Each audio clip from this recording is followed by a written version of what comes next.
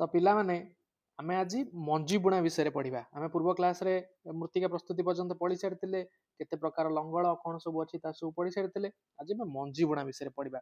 आमे तमे देखो प्रथमे हमर जे कोनोसी फसल करिया पई हमकु मंजीर आवश्यकता हेई थाए कि नै?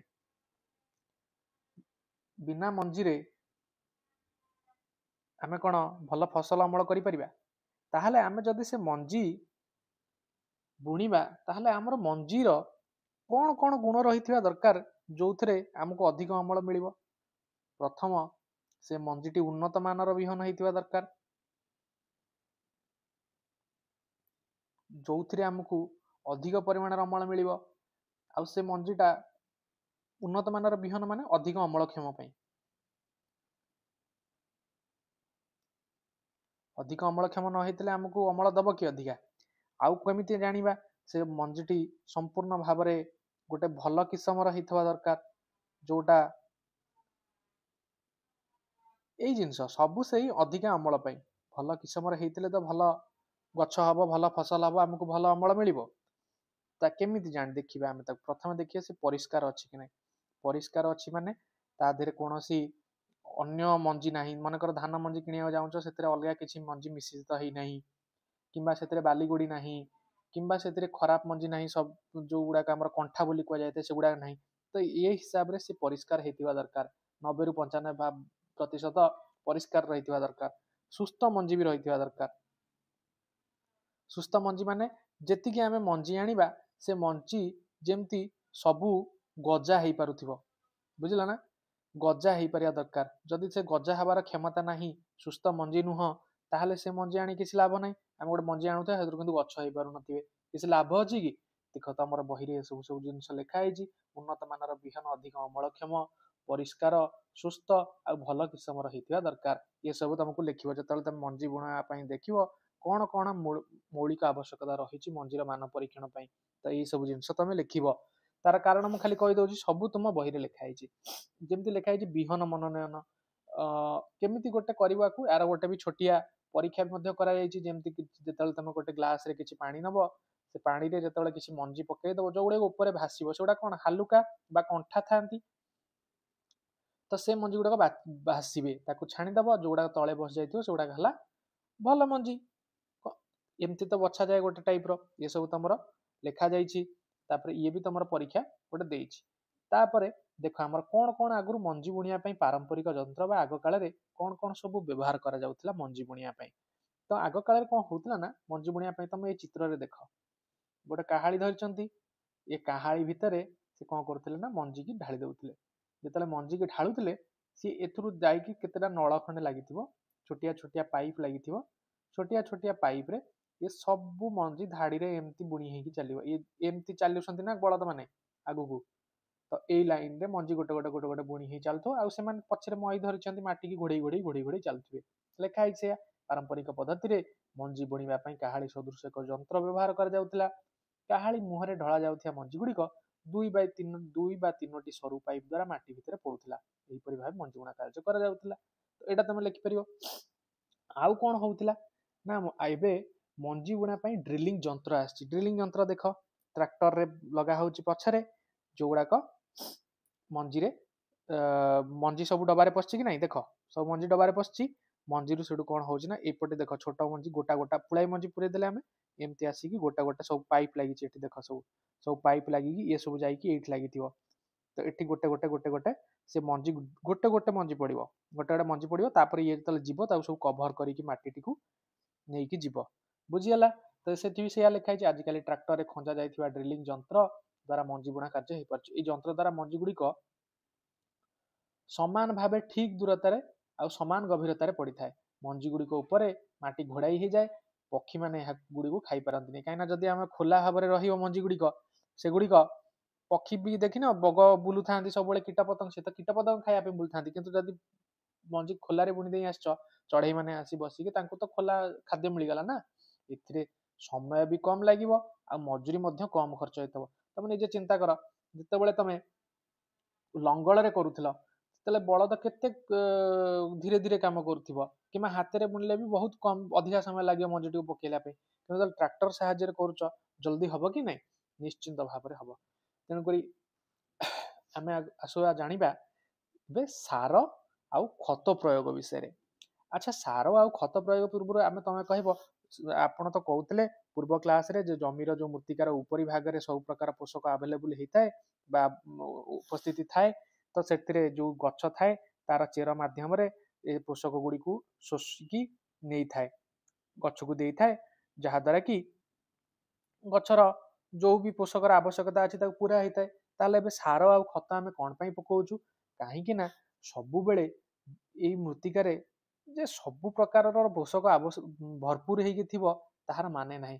ତେଣୁକରି ଆମର ଯୋଉ ପୋଷକ ଆମର ତା ପାଖରେ କମି ଅଛି, ଆମେ ସେଇଟାକୁ ବାହାରୁ ପ୍ରୟୋଗ କରିଥାଉ, ତାକୁ ହିଁ ପୋଷକ କୁହାଯାଏ, ତାକୁ ବି ଖତ ବା ସାର କୁହାଯାଏ।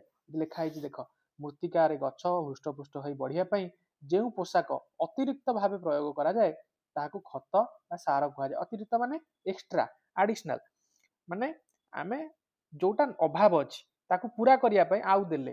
ମନେକର ତମ ପାଖରେ ବିଭିନ୍ନ ପ୍ରକାର କଲରର କଲମ ଅଛି, ନାଲି କଲମ, କଳା କଲମ, ବ୍ଲୁ କଲମ, ତମ ପାଖରେ ସ୍କେଚ ପେନ୍ ଧର ଅଛି, ଗୋଟେ ଦିଟା କଲରର ନାହିଁ, ଆମେ ଯଦି ତମକୁ ସେଇଟା ଦେଲୁ, ସେଇଟା ହେଲା ଅତିରିକ୍ତଟା, ଏକ୍ସଟ୍ରାଟା, ଯୋଉଟା ତମ ପାଖରେ ନାହିଁ, ସେଇଟା କିନ୍ତୁ ତମର ଦରକାର ଗୋଟେ ଭଲ ସୁନ୍ଦର ଚିତ୍ର ଆଙ୍କିବା ପାଇଁ କି ନାଇଁ, ତ ଏଇଟା ହେଲା ତମକୁ ଖତ ବା ସାର କୁହାଯାଏ।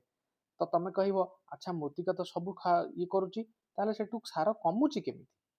ତମ କେମିତି ସାର କମିବ? ଯେତେବେଳେ ତମେ ନିଜେ ଚିନ୍ତା କର, ମାନେ ଆମେ ମାସ ପରେ ପ୍ରତ୍ୟେକ ବର୍ଷ ତମାମ ଯେତେବେଳେ ଗୋଟେ ମୃତ୍ତିକାରେ ସବୁବେଳେ ଗଛ ଲଗେଇ ଚାଲିଲେ, ମୃତ୍ତିକାକୁ ରେଷ୍ଟ ଦେଲେନି। ଏବେ ଧାନ ଲାଗିଛି, ଧାନ ସରୁ ସରୁ ଅମଳ ହେଇ ସାରୁ ସାରୁ ଆମେ ମୁଗ ଲଗେଇଦେଲେ, କିମ୍ବା ଅନ୍ୟ କୌଣସି ଯେକୌଣସି ବିରି ଗଛ ଅମକ ସମକ ଯାହା ଗୋଟେ ଲଗେଇଦେଲେ, ଗୋଟେ ଗଛ ଲଗେଇଦେଲେ, ସିଏ ସରିଛି କି ନାହିଁ, ଆମେ କାକୁଡି ଗଛ ଲଗେଇଦେଲେ ଖରା ଦିନେ, କାକୁଡି ଗଛ ଅମଳ ସରିଛି କି ନାହିଁ, ପୁଣି ଧାନ ବର୍ଷା ଦିନ ଆରମ୍ଭ ହଉ। ଯେତେବେଳେ ଏତେ ସବୁ ଗଛ ଆମେ କଣ୍ଟିନ୍ୟୁଅସ ଜମୁଛେ, ଜମିକୁ ଆଉ ରେଷ୍ଟ ମିଳିଲା କି? ତାକୁ କୌଣସି ବିଶ୍ରାମ ମିଳିଲା? ବିଶ୍ରାମ ବି ନାହିଁ। ତ ଯୋଉ ପୋଷକ ସିଏ ଅଛି ତା ଭିତରେ, ନୂଆ ପୋଷକ ବି ଯୋଉ ଅଣୁଜୀବ ମାନେ ତାକୁ ପୁଣି ତିଆରି କରିଥାନ୍ତେ, ସେ ଅଣୁଜୀବ ମାନଙ୍କୁ ବି ସମୟ ମିଳିଲାନି ପୁଣି ନୂଆ ପୋଷକ ତିଆରି କରିବା ପାଇଁ। ଯାହା ପୋଷକ ଥିଲା ତାକୁ ସବୁ ଗଛ ମାନେ ସବୁ ନେଇ ଶୋଷି ନେଇ ଯାଉଥିଲେ। ପ୍ରତ୍ୟେକ ଥର ନୂଆ ଗଛ ଆସୁଥିଲା, ନୂଆ ଗଛ ଲାଗୁଥିଲା, ଆଉ ନୂଆ ଗଛ ସବୁ ପୋଷକ ଧୀରେ ଧୀରେ ପୋଷକର କମି ହେଇଯିବ। ଏ ଉପର ଭାଗରେ ଯେତେବେଳେ ପୋଷକର କମି ହେଇଯିବ, ଆମକୁ ସେଥିପାଇଁ ସାର ବା ଖତ ପ୍ରୟୋଗ କରିବାକୁ ପଡିଥାଏ। ସାର ହେଲା ଗୋଟେ ରାସାୟନିକ ଜିନିଷ, ଆଉ ଖତ ହଉଛି ଆମର ଜୈବିକ। ତ ଆମେ କହିବା ଖତ ଆମେ କେମିତି ତିଆରି କରୁଛେ? ତାହେଲେ ଖତ କେମିତି ତିଆରି ହଉଛି, ଏଠି ଦେଖ ଆଉ ଗୋଟେ ଜିନିଷ, ଭଲ ଜିନିଷ ଲେଖା ହେଇଛି, ଲଗାତାର ଭାବରେ ଜମିରେ ଶସ୍ୟ ଉତ୍ପାଦନ କଲେ ମୃତ୍ତିକାରେ କେତୋଟି ପୋଷକ ପଦାର୍ଥ କମିଯାଏ, ଯାହା ମୁଁ ତମକୁ କହିଲି। ତେଣୁକରି କୃଷକ ଏହି ପୋଷକ ପଦାର୍ଥକୁ ଭରଣ କରିବା ପାଇଁ ଜମିରେ ସାର ପ୍ରୟୋଗ କରିଥାନ୍ତି। କାହିଁକି କରିଥାନ୍ତି ଯଦି ତମକୁ ପଚାରିବେ, ଏଇଥିପାଇଁ। ତ ଆବଶ୍ୟକତା ଠାରୁ ବେଶୀ ବା କମ ସାର ପ୍ରୟୋଗ କଲେ ଦୁର୍ବଳ ଗଛ ସୃଷ୍ଟି କରେ। ତମେ କହିବ ବେଶୀ କଲେ କଣ ପାଇଁ ଅସୁବିଧା? ଯେମିତିକି ଆମେ କହୁନି, ଯେତେବେଳେ ତମେ ବେଶୀ ଖାଦ୍ୟ ଖାଇ ଦେଇଥାଅ, ତମର ଯେତିକି ପେଟରେ ଖାଇବା ପାଇଁ ଜାଗା ଅଛି ତାଠୁ ଅଧିକା ଖାଇଦେଲେ ତମର ବାନ୍ତି ହେଇଯାଏନି, ଅଜୀର୍ଣ୍ଣ ହେଇଯାଏ, ସେଇଟା ହଉଛି ସେଥିପାଇଁ। କିନ୍ତୁ କମ ଖାଇଲେ ତମ ଭୋକ ମରେ କି? ହୁଏନି। ତ ସେମିତି ସମସ୍ତଙ୍କର, ଉଦ୍ଭିଦର ବି ସେମିତି, ଯଦି ତାଙ୍କର ଯେତିକି ଦରକାର ତାଠାରୁ ଅଧିକା ପୋଷକ ଆମେ ତାକୁ ଯୋଗେଇ ଦେଲେ, ତା ସହିତ ମୃତ୍ତିକାର ଉର୍ବରତା ମଧ୍ୟ ହ୍ରାସ ପାଇଥାଏ, ଗଛଟି ମଧ୍ୟ ସଠିକ ଭାବରେ ବଢି ପାରିନଥାଏ। ସିଏ ଗୋଟେ ତମେ ଶୁଣିଥିବ ଫୁଡ ପଏଜନିଂ ହେଇଯାଏ, ଅଧିକା ଖାଇଦେଲେ କିମ୍ବା କିଛି ଗୋଟେ ରିଆକ୍ସନ ହେଇଗଲେ, ସେମିତି ତାଙ୍କୁ କହିପାରିବ ସାର ଏବେ ଟକ୍ସିକ ହେଇଯାଏ, ବିଷାକ୍ତ ହେଇଯାଏ, ବେଳେ ବେଳେ କାମ କରେ ଯେତେବେଳେ ଅଧିକ ମାତ୍ରାରେ ଆମେ ଆପ୍ଲାଏ କରୁ, କାହିଁକିନା ରାସାୟନିକ ସାର ସେ ସବୁ। ତେଣୁକରି ଅଧିକ ବା କମ ଯାହା ବି ଆପ୍ଲାଏ କରିବା, ଯାହା ବି ପ୍ରୟୋଗ କରିବା ଆମେ, ସିଏ ଉଦ୍ଭିଦ ଉପରେ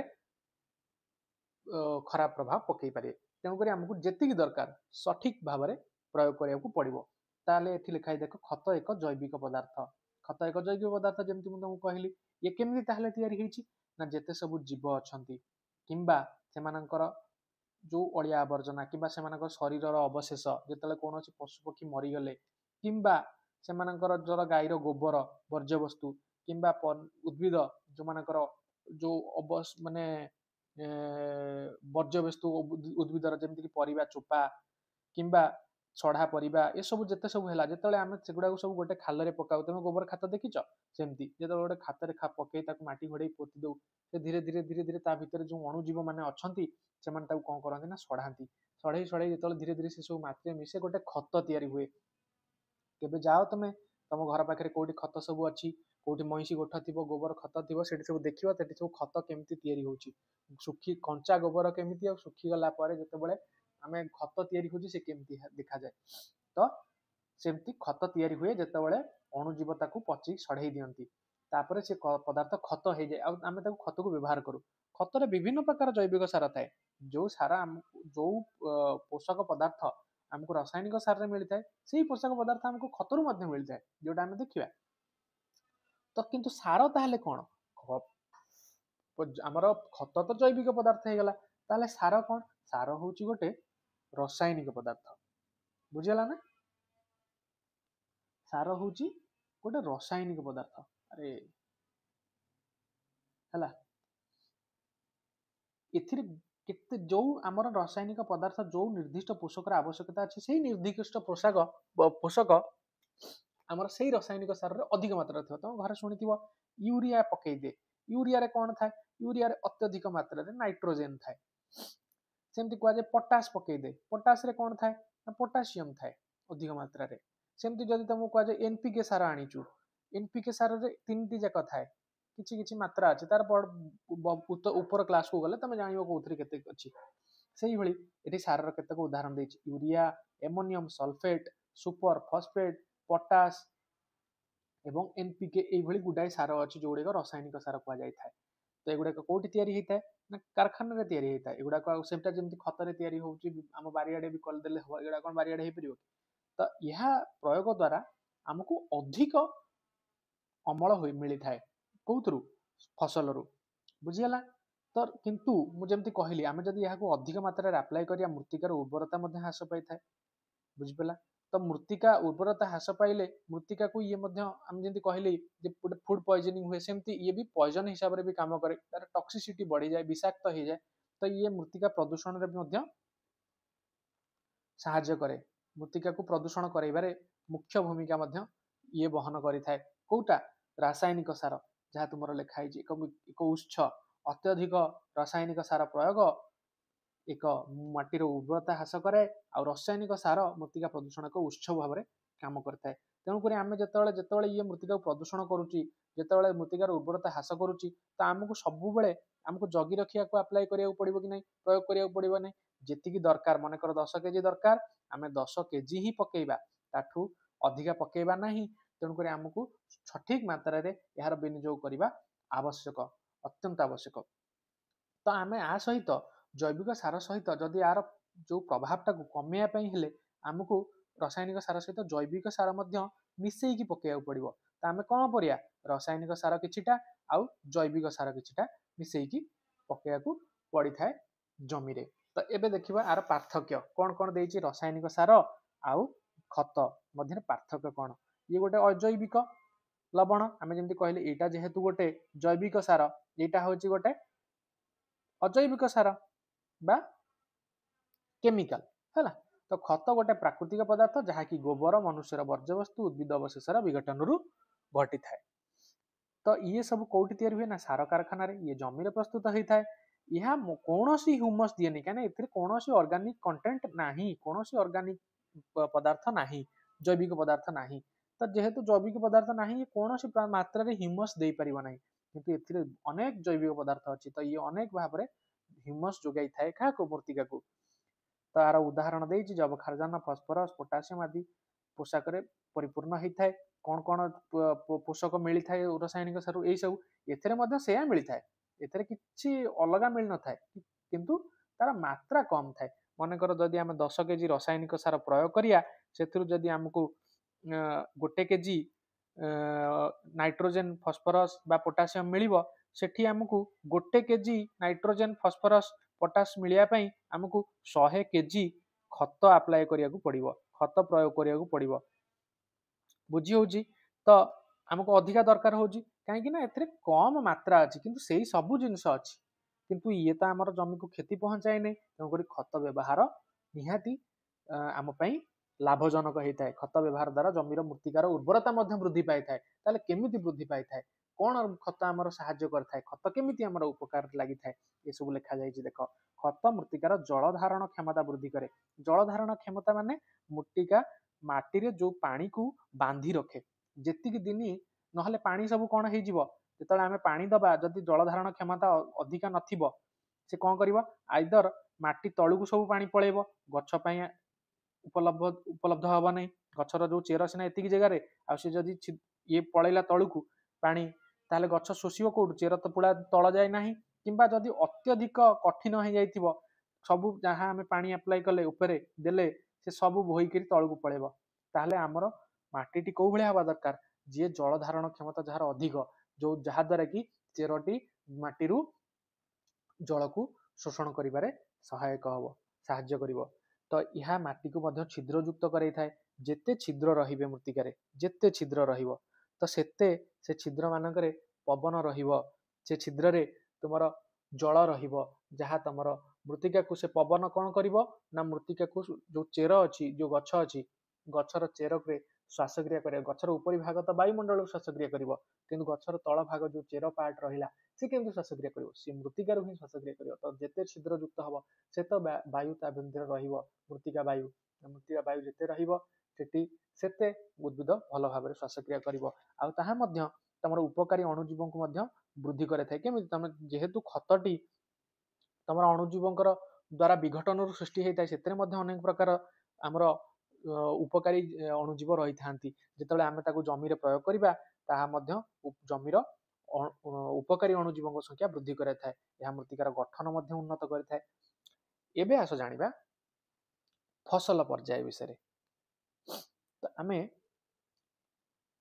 ଏବେ ଆସ ପଢିବା ଫସଲ ପର୍ଯ୍ୟାୟ କେମିତି ସହାୟକ ହେଇଥାଏ। କ'ଣ ଆମେ ଖାଲି କ'ଣ ଫସଲ ପୋଷଣ ପ୍ରୟୋଗ କଲେ ହିଁ ଆମର ଜମିର ଉର୍ବରତା ବୃଦ୍ଧି ପାଇବ?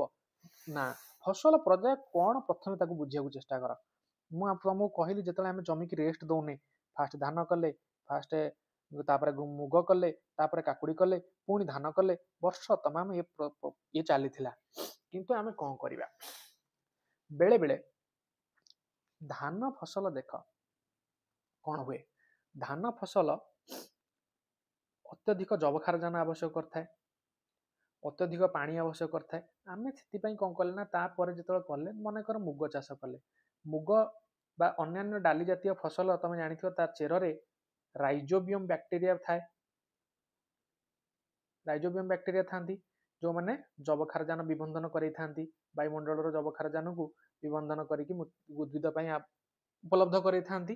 ତ ସିଏ ସବୁ କ'ଣ କରିବେ ନା, ଯୋଉ ମୃତ୍ତିକାରେ ଯବକ୍ଷାରଜାନର ଅଭାବ ହେଇଯାଇଥିବ, ଧାନ ଗଛ ଲାଗିଥିଲା, ସେ ସବୁ ତ ଯବକ୍ଷାରଜାନକୁ ଶୋଷଣ କରିଯାଇଥିବ, କମି ଯାଇଥିବ ଯବକ୍ଷାରଜାନର ଉପଲବ୍ଧତା। ତ ଏବେ ଯେତେବେଳେ ଡାଲି ଜାତୀୟ ଫସଲ କଲେ, ଏବେ ସିଏ ଯବକ୍ଷାରଜାନ ମୃତ୍ତିକାକୁ ଦେଇକି ଯିବ।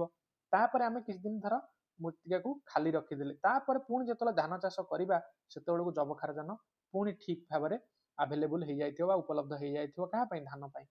ଏହା ଦ୍ୱାରା ମଧ୍ୟ ହେଇଥାଏ। ତାକୁ ଆମେ ଫସଲ ପର୍ଯ୍ୟାୟ କହୁ। ମାନେ ଗୋଟେ ଚାଷ ପରେ ଆଉ ଗୋଟେ ଚାଷ। କେବଳ ଏମିତି ବି ନୁହଁ ଯେ ଖାଲି ଧାନ ତାପରେ ପୁଣି ଧାନ, ଧାନ ତାପରେ ପୁଣି ଧାନ, ଏମିତି ହେଲେ ତମେ ନିଜେ ଚିନ୍ତା କର, ଏ ଯୋଉ ମୃତ୍ତିକାରେ ତମର ଆଉ ଯବକ୍ଷାରଜାନ ରହିବ କି? ଆଉ ଗୋଟେ ଟାଇମ୍ ପରେ ଆଉ ଯବକ୍ଷାରଜାନ ରହିବନି ମୃତ୍ତିକାରେ, ଯଦି ଆମେ ଖାଲି ଧାନ ପରେ ଧାନ, ଧାନ ପରେ ଧାନ, ଧାନ ପରେ ଧାନ କରି ଚାଲିବା। କ'ଣ ଲେଖା ହେଇଛି?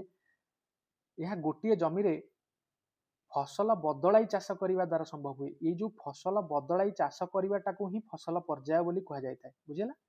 ଗୋଟେ ଜମିରେ ଏକ ପ୍ରକାର ଫସଲ ନ କରି ବିଭିନ୍ନ ପ୍ରକାର ଫସଲ, ଯେମିତିକି ଯଦି ଗୋଟେ ଅଧିକା ପୋଷକକୁ ଶୋଷଣ କରୁଥିବା ଗଛ ଅଛି, ତାହେଲେ ତା ପରବର୍ତ୍ତୀ ଯୋଉ ଫସଲଟି ଆମେ କରିବା, ସେଇଟା ଯେମିତି କମ୍ ପୋଷକକୁ ଶୋଷଣ କରୁଥିବ ବା ଆବଶ୍ୟକ କରୁଥିବ।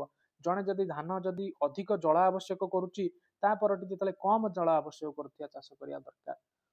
ତ ଏଇଭଳି ଆମେ ଯେତେବେଳେ ଫସଲକୁ ପରିବର୍ତ୍ତନ କରିକି ଚାଷ କରିବା, ଗୋଟେ ପରେ ଗୋଟେ ଅଲଗା ପ୍ରକାର ଚାଷ କରିବା, ତାକୁ ହିଁ ଫସଲ ପର୍ଯ୍ୟାୟ କୁହାଯାଇଥାଏ, ଯାହା ତମର ମୃତ୍ତିକାରେ ପୋଷକ ପଦାର୍ଥକୁ ମାନେ ମେଣ୍ଟେନ୍ କରିବାରେ ସାହାଯ୍ୟ କରିଥାଏ ବା ପରିପୂର୍ଣ୍ଣ ରଖିବାରେ ସାହାଯ୍ୟ କରିଥାଏ।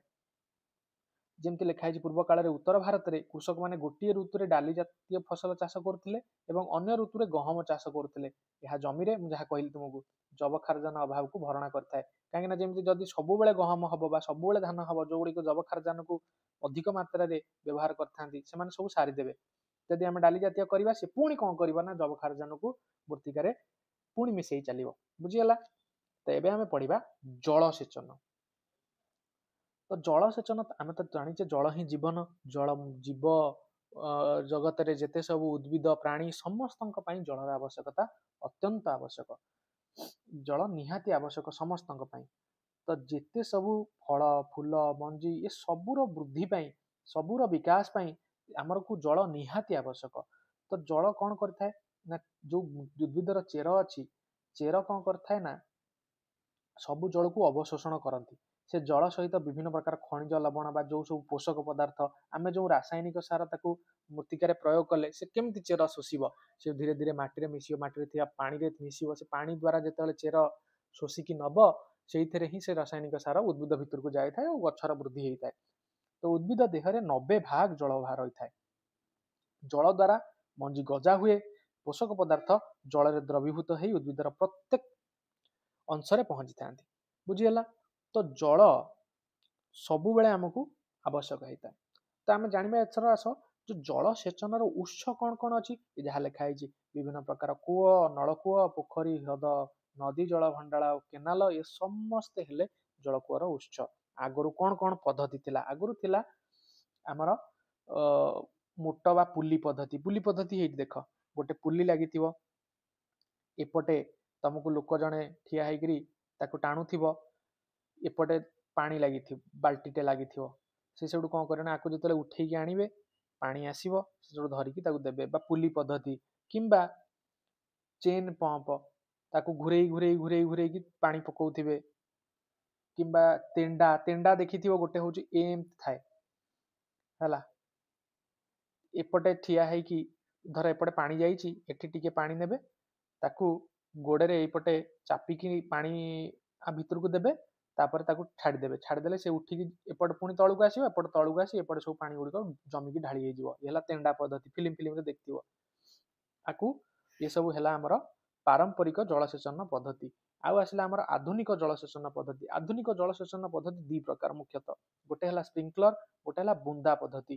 ସ୍ପ୍ରିଙ୍କଲର ପଦ୍ଧତିରେ ତମେ ଦେଖିଥିବ, ସ୍ପ୍ରିଙ୍କଲର ପଦ୍ଧତି ତମେ ବିଭିନ୍ନ ପ୍ରକାର ପଡ଼ିଆ ଫଡ଼ିଆ କିମ୍ବା ଟିଭିରେ ଦେଖିଥିବ, ଏମିତି ଥାଏ, ଦିଟା ତାର ପାଇପ୍ ଥାଏ, ଉପରକୁ ଉଠିକି ଥାଏ, କିମ୍ବା ବେଳେ ବେଳେ ମାଟି ଠାରୁ ବହୁତ କମ ହାଇଟରେ ବି ଥାଏ, କିନ୍ତୁ ତାର ମେନ୍ ହଉଛି ପାଇପ୍ ଗୋଟେ ଥିବ, ତା ଉପରେ ଗୋଟେ ନୋଜଲ ଲାଗିଥାଏ ହେଲା, ଗୋଟେ ନୋଜଲ ଲାଗିଥାଏ ଯୋଉଟା ଏପଟରୁ ସେପଟକୁ ଘୁରୁଥାଏ, ଏମିତି ଘୁରୁଥାଏ। ଏମିତି ଯେତେବେଳେ ଘୁରୁଥିବ, ସେଇ ଘୁରିବା ସମୟରେ ସେ ସବୁ ପାଣିକୁ ଛିଞ୍ଚାଡ଼ିକିରି ପକାଏ ଚାରିଆଡ଼େ ହେଲା, ଏପଟ ସେପଟ ସବୁଆଡ଼କୁ ପାଣିକୁ ଛିଞ୍ଚାଡ଼ିକି ପକାଏ। ତ ଏଠି ଯେତେ ସବୁ ଗଛ ଥିବେ ସବୁ ଗଛ ଉପରେ ପତ୍ର ଫୁଲ ତାଙ୍କର ଯୋଉ ଉପରେ ଯୋଉ ଗଛ ସବୁ ଅଛନ୍ତି ତାଙ୍କରି ଉପରେ ସବୁ ପଡ଼େ। ଏଇଭଳି ଭାବରେ ସେ ତାକୁ ଜଳସେଚନ କରିଥାଏ। ଏସବୁ ଲେଖା ହେଇଛି। ଇଏ କୋଉଠି ନା ଯେତେବେଳେ ଅସମତଳ ଜଳ, ମନେକର ପାହାଡ଼ିଆ ଅଞ୍ଚଳ ଅଛି, ଆମେ ସିନା ଯେତେବେଳେ ସମତଳ ଜଳ ଅଛି ଆମେ ନାଳି କାଟିଦେଲେ ପାଣି ଦେଇଦେଲେ, ମଟର ଚଲେଇ ପାଣି ଦେଇଦେଲେ, କିନ୍ତୁ ଯେତେବେଳେ ଢଳାଣିଆ ଜମି ଅଛି ଆମେ ଯଦି ଏଠି ପାଣି ଦେବା ଇଏ ଗଡ଼ିକି ସବୁ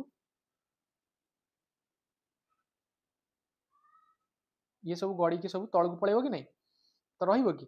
ସେଥିପାଇଁ ଇଏ ଯୋଉ ଏଠି ଗୋଟେ ଲାଗିଗଲା ସ୍ପ୍ରିଙ୍କଲର, ଇଏ ସବୁ ଛିଞ୍ଚାଡ଼ିକି ଛିଞ୍ଚାଡ଼ିକି ଏଠି ସବୁ ପକେଇବ। ଅଳ୍ପ ଅଳ୍ପ ଅଳ୍ପ ଅଳ୍ପ ପାଣି ଉପରେ ସବୁ ଗଛମାନଙ୍କ ଉପରେ ପଡ଼ିଥାଏ। ତାପରେ ଗୋଟେ ଯେମିତି ଲେଖା ହେଇଛି, ମୁଁ ଚିତ୍ର ଆଙ୍କି ଦେଖିଲି, ଲମ୍ବା ପାଇପରେ ନିର୍ଦ୍ଦିଷ୍ଟ ବ୍ୟବଧାନରେ ଘୂର୍ଣ୍ଣାୟମାନ ନୋଜଲ ଖଞ୍ଜା ହେଇଥାଏ। ତାପରେ ପମ୍ପ ସାହାଯ୍ୟରେ ଜଳ ପାଇପ୍ ମୁଖ୍ୟ ପାଇପ୍ ଦେଇ ଏ ଯୋଉ ପାଇପ୍ କି ଯାଏ, ଆଉ ଏଠୁ ବର୍ଷା ହେଲା ଭଳିଆ ଛିଞ୍ଚାଡ଼ି ହେଇକି ପଡ଼େ। ବାଲିଆ ଜମି ପାଇଁ ମଧ୍ୟ ଏହି ପଦ୍ଧତି ଏକାନ୍ତ ଆବଶ୍ୟକ। କାହିଁକି ନା ବାଲିଆ ଜମିରେ ମୁଁ ଯେମିତି କହିଥିଲି ପୂର୍ବଥର, ଯଦି ମାଟିର ଜଳ ଧାରଣ କ୍ଷମତା ଅଧିକ ନଥିବ କଣ ହବ, ସେ ଜଳ ତଳକୁ ପଳେଇବ। ବାଲିଆ ଜମିରେ ଆମେ ଯେତେବେଳେ ପାଣି ଢାଳିବା ସେ ସବୁ ତଳକୁ ପଳେଇବ, ଚେର ପାଇଁ ତ ଆଭେଲେବୁଲ ନଥିବ, ଚେର ଶୋଷିବ କଣଟା, ତେଣୁକରି ବାଲିଆ ଜମିରେ ବି ଏଟା ନିହାତି ଆବଶ୍ୟକ ସ୍ପ୍ରିଙ୍କଲର ପଦ୍ଧତି। ଆଉ ବୁନ୍ଦା ପଦ୍ଧତି କଣ? ସ୍ପ୍ରିଙ୍କଲର ପଦ୍ଧତି ତ ଦେଖିଲା ଏମିତିଆ ପାଇପ୍ ଲାଗିଥାଏ, କିନ୍ତୁ ବୁନ୍ଦା ପଦ୍ଧତିରେ କଣ ହେଇଥାଏ ନା ବୁନ୍ଦା ପଦ୍ଧତିରେ ଗୋଟେ ତମର ପମ୍ପ ହାଉସ ଥିବ କିମ୍ବା ଗୋଟେ ମଟର ଲାଗିଥିବ ଗୋଟେ ଜାଗାରେ, ସେ ମଟରରୁ ମେନ୍ ପାଇପ୍ ଯାଇଥିବ, ମନେକର ଏଇଟା ହଉଛି ଗୋଟେ ଟ୍ୟାପ ଲାଗିଲା, ଏଉଠୁ ବିଭିନ୍ନ ପ୍ରକାର ଯେତେଟା ଧାଡିରେ ଆମର ଚାଷ କରିଛେ ପ୍ରତ୍ୟେକ ଧାଡିରେ ଆମେ କଣ କରୁ ନା ଗୋଟେ ଗୋଟେ ପାଇପ୍ ଚଲେଇ ଦଉ, ସରୁ ନଳ ଚଲେଇ ଦେଲେ, ମନେକର ଏଠି ଗୋଟେ ଗଛ, ଏଠି ଗୋଟେ ଗଛ, ଏଠି ଗୋଟେ ଗଛ, ଏଠି ଗୋଟେ ଗଛ ଅଛି, ଏମିତି ସବୁ ଗଛ ସବୁ ଅଛନ୍ତି, ପ୍ରତ୍ୟେକ ଗଛ ମୂଳେ ଗୋଟେ ଗୋଟେ ଛିଦ୍ର ଥିବ, ପଏଣ୍ଟ ଥିବ ଗୋଟେ ଗୋଟେ, ସେ ପ୍ରତ୍ୟେକ ଗଛ ମୂଳେ ସେ ଚେର ମୂଳ ପୃଷ୍ଠଭାମୀରେ ମୃତ୍ତିକା ପୃଷ୍ଠରେ ଡ୍ରପ ଡ୍ରପ ମାନେ ଗୋଟେ ଗୋଟେ ବୁନ୍ଦା ବୁନ୍ଦା ବୁନ୍ଦା ବୁନ୍ଦା ଭାବରେ ଜଳ ରେଗୁଲାର ବ୍ୟବଧାନରେ ପ୍ରତ୍ୟେକ ସେ ପଡ଼ି ଚାଲିଥିବ। କଣ ଲେଖା ହେଇ ଦେଖ, ଜଳ ବିନ୍ଦୁ ବିନ୍ଦୁ ହେଇ उद्भिद मूल पड़ी था यह बुंदा पद्धति ड्रिप जलसेचन कहुए फल गछ बगीचा अन्य गछ मूल जलसेचन यह उत्कृष्ट आवश्यकता रही ए जल आदौ नष्ट हेनी कहीं बेसी जल आप्लाय करनी आम तो बुंदा बुंदा बुंदा बुंदा कर भाव में दौचे तो ये जल नष्ट हो न था अधिक जलर आवश्यकता न था तो जो जगार जलर अभाव रही है से जगह ये निहाती आवश्यक तो आम नेक्स्ट क्लास रे तृणक दमन विषय पढ़ा धन्यवाद।